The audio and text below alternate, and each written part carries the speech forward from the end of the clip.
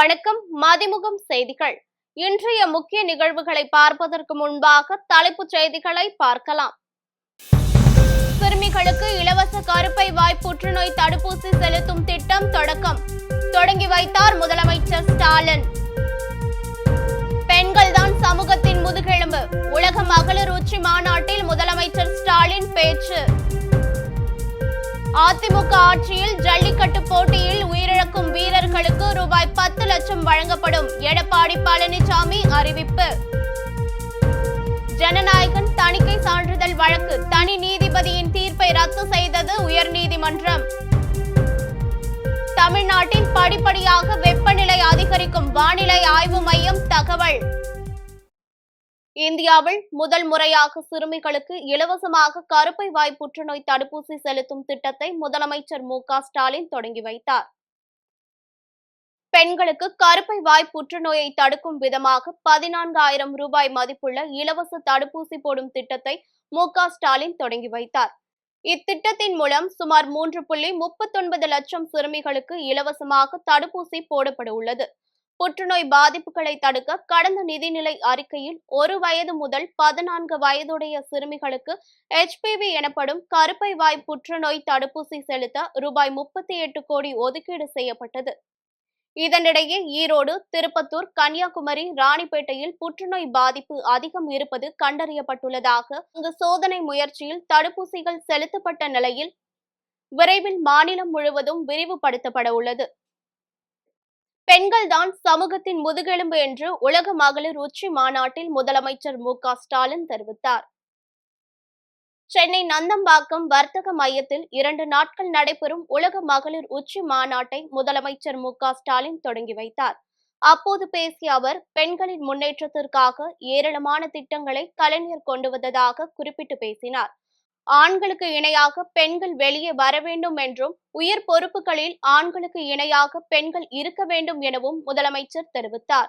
தொடர்ந்து பெண்கள்தான் சமூகத்தின் முதுகெலும்பு என்று கூறிய முதலமைச்சர், மக்கள் தொகையில் சரிபாதியாக இருக்கும் பெண்கள் முன்னேறாமல் எந்த நாடும் முன்னேறாது என கூறினார். முன்னதாக பெண்களுக்கான பிரத்யேக பிங்க் பேருந்து சேவையையும் முதலமைச்சர் மு.க.ஸ்டாலின் தொடங்கி வைத்தார். 1 வழித்தடத்திற்கு 2 பேருந்துகள் வீதம் 5 வழித்தடங்களில் 10 பிங்க் நிற பேருந்துகள் இயக்கப்பட உள்ளன.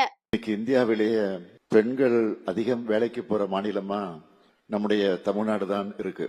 புதுசா எந்த நிறுவனம் தமிழ்நாட்டுல தொடங்க முன்வந்தாலும் இது மூலமா பெண்கள் எத்தனை பேருக்கு வேலை கிடைக்கும் அப்படின்னு தான் நான் கேட்கறது முதல் கேள்வியா இருக்கும்.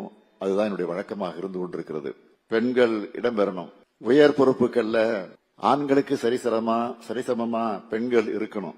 அதுக்காகத்தான் 185 கோடி ரூபாய் உலக வங்கியினுடைய உதவியோட இந்த தமிழ்நாடு மகளிர் வேலைவாய்ப்பு மற்றும் பாதுகாப்பு திட்டத்தை தொடங்கி இருக்கிறோம். அதிமுக ஆட்சிக்கு வந்தவுடன் ஜல்லிக்கட்டு போட்டியில் உயிரிழக்கும் வீரர்களுக்கு ரூபாய் 10 லட்சம் வழங்கப்படும் என அக்கட்சியின் பொதுச் செயலாளர் எடப்பாடி பழனிசாமி அறிவித்தார்.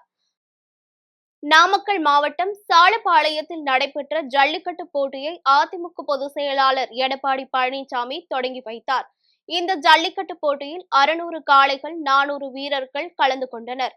அப்போது பேசிய அவர், அதிமுக ஆட்சிக்கு வந்தவுடன் ஜல்லிக்கட்டு போட்டியில் மாடுபிடி வீரர்கள் எதிர்பாராத விதமாக காளைகளால் தாக்கப்பட்டு உயிரிழந்தால் அவரது குடும்பத்தினருக்கு ரூபாய் 10 லட்சம் வழங்கப்படும் என்றும், மேலும் போட்டியில் கலந்து கொள்ளும் மாடுபிடி வீரர்களுக்கு காப்பீடு செய்து கொடுக்கப்படும் எனவும் அறிவித்தார். இதில் முன்னாள் அமைச்சர்கள் M.R. Vijayabaskar, C.R. Vijayabaskar, P. Thangamani, செந்தமங்கலம் தொகுதி முன்னாள் MLA C. சந்திரசேகரன் உள்ளிட்ட பலர் கலந்து கொண்டனர். ஆட்சிக்கு வந்தவுடன் இந்த ஜல்லிக்கட்டு விளையாட்டில் ஈடுபட்டுகின்ற விளையாட்டு வீரர்கள் எதேச்சையாக காளைகளால் தாக்கப்பட்டு உயிரிழந்தால் அவர்களுக்கு 10 லட்சம் ரூபாய் குடும்பத்திற்கு வழங்கப்படும். அதேபோல ஜல்லிக்கட்டு வீரர்கள் போட்டியில் கலந்து கொள்கின்ற வீரர்களுக்கு யாரெல்லாம் பதிவு செய்யப்பட்டார்களோ அவர்களுக்கெல்லாம் அரசாங்கமே இன்சூரன்ஸ் செய்து கொடுக்கப்படும் என்பதை இந்த நேரத்தில் தெரிவித்து, அதேபோல ஜல்லிக்கட்டு வளர்த்துகின்ற உரிமையால் வைத்த கோரிக்கை, அந்த ஜல்லிக்கட்டு இந்த நிகழ்ச்சியிலே பங்கு பெறுகின்ற காளைகள் அனைத்தும் கணக்கிட்டு அந்த காளைகளுக்கு இன்சூரன்ஸ் செய்யப்படும் என்பதை இந்த நேரத்தில் தெரிவித்து, மிக திரளாக வருகிறது சிறப்பித்துக் கொண்டிருக்கிற அத்தனை பேருக்கும் நன்றி தெரிவித்து ஜனநாயகன் திரைப்படத்துக்கான தணிக்கை சான்றிதழ் வழங்க உத்தரவிட்ட தனி நீதிபதியின் தீர்ப்பை சென்னை உயர்நீதிமன்றம் ரத்து செய்துள்ளது. ஜனநாயகன் திரைப்படத்துக்கு தணிக்கை சான்று வழங்க உத்தரவிடக் கோரி சென்னை உயர்நீதிமன்றத்தில் KVN தயாரிப்பு நிறுவனம் மனு தாக்கல் செய்தது. இந்த வழக்கை விசாரித்த நீதிபதி PT ஆஷா ஜனநாயகன் படத்தை மறு ஆய்வுக்குழு பார்வையிட பரிந்துரை செய்த தணிக்கை வாரிய தலைவரின் உத்தரவை ரத்து செய்து உத்தரவிட்டார். மேலும் ஜனநாயகன் படத்திற்கு தணிக்கை சான்று வழங்க வேண்டும் எனவும் கூறினார். உத்தரவை எதிர்த்து மத்திய திரைப்பட தணிக்கை வாரியம் சென்னை உயர்நீதிமன்ற தலைமை நீதிபதி அமர்வில் மேல்முறையீட்டு மனு தாக்கல் செய்தது. இந்த மனுவின் விசாரணையை ஜனவரி 20ஆம் தேதிக்கு ஒத்திவைத்து சென்னை உயர்நீதிமன்றம் தலைமை நீதிபதி உத்தரவிட்டார். இதனிடையே ஜனநாயகன் திரைப்படத்துக்கு தணிக்கை சான்றிதழ் வழங்க உத்தரவிடக் கோரி உச்ச நீதிமன்றத்தில் தயாரிப்பு நிறுவனம் அவசர வழக்காக தாக்கல் செய்தது. ஜனவரி 15ஆம் தேதி விசாரித்த உச்ச நீதிமன்றம் இது தொடர்பான வழக்கை சென்னை உயர்நீதிமன்றம் விசாரணைக்கு பட்டியலிட்டுள்ளதால் நாங்கள் தலையிட விரும்பவில்லை என கூறி மனுவை தள்ளுபடி செய்தனர். தொடர்ந்து சென்னை உயர்நீதிமன்ற தலைமை நீதிபதி அமர்வில் ஜனநாயகன் வழக்கின் விசாரணை நடைபெற்றது. அப்போது ஜனநாயகன் படத்தில் மத மோதல்கள் போன்ற காட்சிகளை ஏற்றுக்கொள்ள முடியாது என்று தலைமை நீதிபதி கருத்து தெரிவித்தார். மேலும் தணிக்கை வாரியத்தின் மேல்முறையீட்டை ஏற்றுக்கொள்வதாக தெரிவித்த தலைமை நீதிபதி தனி நீதிபதியின் உத்தரவை ரத்து செய்வதாக அறிவித்தார். இந்த வழக்கில் தணிக்கை வாரியத்துக்கு உரிய கால அவகாசம் அளித்து மீண்டும் தனி நீதிபதி PT ஆஷா விசாரிக்க வேண்டும் என்று உத்தரவிடப்பட்டுள்ளது.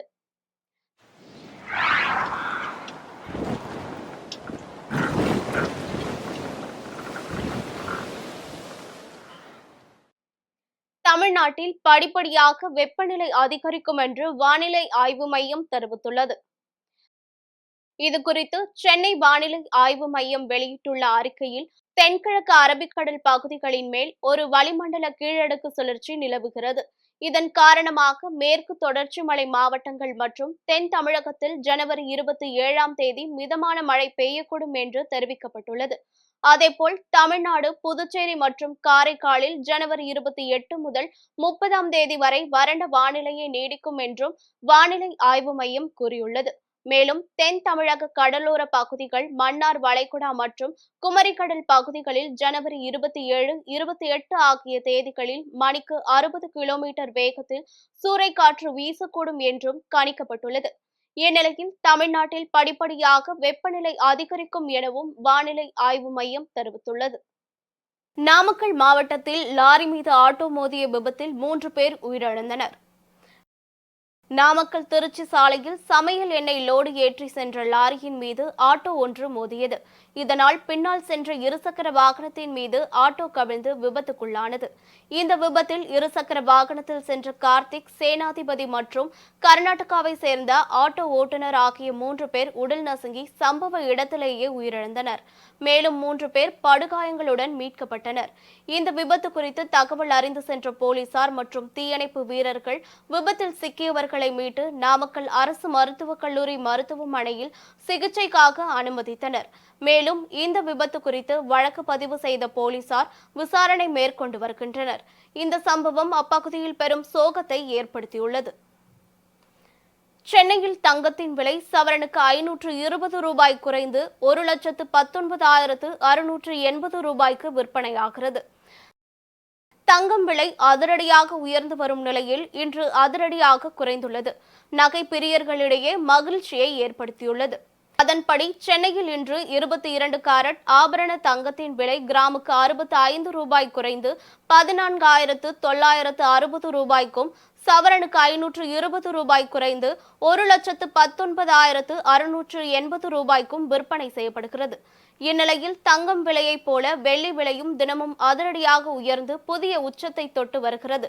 அந்த வகையில் வெள்ளியின் விலை இன்று கிராமுக்கு 12 ரூபாய் உயர்ந்து 387 ரூபாய்க்கும், கிலோவுக்கு 12,000 உயர்ந்து 3,87,000 ரூபாய்க்கும் விற்பனை செய்யப்படுகிறது. உலகளாவிய அமைதி மற்றும் நீதியை நிலைநாட்டுவதில் ஐநாவிற்கு திறமை இல்லை என இந்திய தூதர் தெரிவித்துள்ளார். சர்வதேச மோதல்களை கையாள்வதில் ஐநா சபை செயலிழந்து காணப்படுவதால் உலக மக்கள் இதனை அமைதி பாதுகாப்பை வழங்கும் அமைப்பாக கருதவில்லை என ஐநா பாதுகாப்பு கவுன்சிலில் இந்திய தூதர் பர்வதேனேனி ஹரிஷ் கூறியுள்ளார். மேலும் உலகளாவிய அமைதி நீதியை நிலைநாட்டுவதில் நிலவும் திறமையின்மை காரணமாகவே பல நாடுகள் தற்போது மாற்று அமைப்புகளை நோக்கி நகர்வது குறித்து விவாதிக்கின்றன எனவும் அவர் தெரிவித்தார். இமாச்சல பிரதேசத்தில் பனிப்பொழிவில் சிக்கி உயிரிழந்த உரிமையாளரின் அருகில் 4 நாட்களாக அமர்ந்திருந்த வளர்ப்பு நாயின் வீடியோ இணையத்தில் வைரலாகி வருகிறது.